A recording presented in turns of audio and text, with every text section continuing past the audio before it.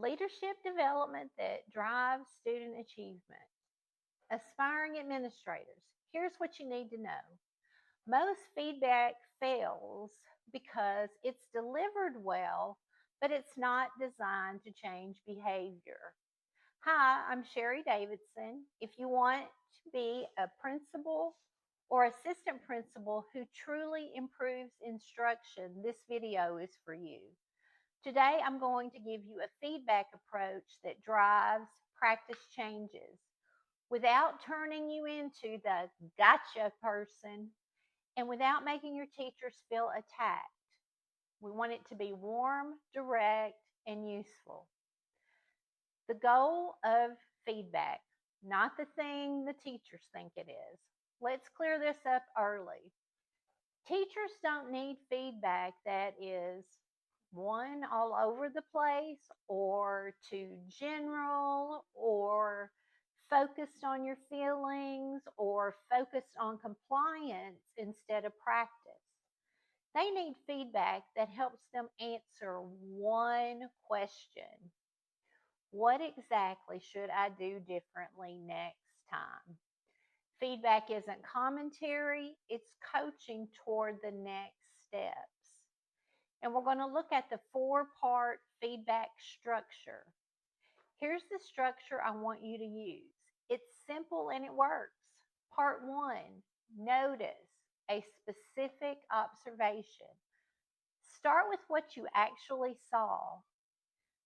For example, in the first 10 minutes, or when you ask students to, or during the independent practice. It's very factual. Notice removes emotion from the conversation and it makes the feedback feel fair.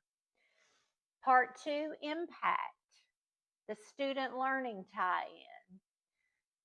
Then you're going to connect what you notice to its outcomes. You're going to say things like, because of that, students were, or that led to, or I noticed the impact on. You're not judging the teacher, you're describing the learning effect. Name that gap. What's missing and why it matters. Be clear about what needs to change. Some examples. The gap is in student feedback. Right now, students are not understanding the lesson until independent practice, but the goal is they're given opportunities throughout the lesson. This is where feedback becomes leadership, not just opinion. And you anchor it to expectation or the standard, not your preference or the teacher's preference. Part 4, your next move. One actionable step. Close with a single step that they can actually do. Next time, try this, such as asking questions throughout each section of your lesson. Your focus for the next lesson is increasing your rigor in your lesson. Or I want you to watch for student behavior during your lesson and tell me what you notice. If they can't repeat your next step, it's not actionable.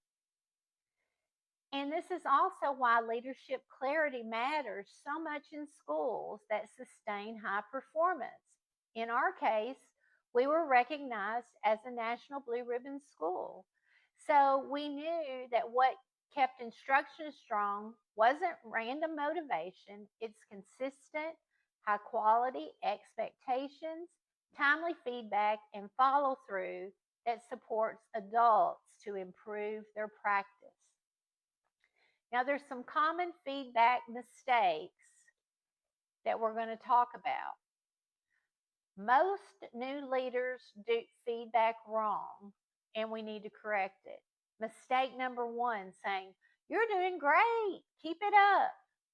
The fix. Praise is fine, but feedback needs a lever used. Here's what worked and here's what will improve next.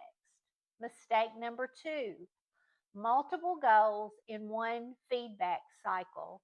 If you give three priorities at once, such as student behavior, increasing rigor, um, stating your objective, that's too much. Teachers hear everything, the whole lesson. The fix is pick one. Pick one to focus on, one next move. Then mistake number three, feedback without a follow-up check. If you tell a teacher to work on increasing their rigor and you never go back and check, then they're not going to change their practice. So you have to build a feedback loop. You give them feedback, they get the next lesson, and a quick follow up of evidence. Teachers change when leaders verify and support, not just when they point out. Here's a quick script you can use immediately. Thanks for meeting with me. I'm going to be specific. When you transitioned to independent practice, I noticed you gave clear directions and then several students raised their hand. The gap I'm seeing is that the rigor that you're providing in your lesson was not the rigor that was aimed for in that math standard. So here's the next move for your lesson. One thing, one actionable step. Can we do this again? And I'll check for evidence of that next step. That's warm, direct, and it drives change. If you take one thing from this video, take this. Feedback is coaching toward the next behavior, not commentary on the past. If you want, comment with the phrase you struggle with the most. Is it, I notice, the impact is, the gap is, the next step is? And don't forget to subscribe to Sherry Davidson because I'm here to help you build the leadership habits that actually move student achievement. Thank you.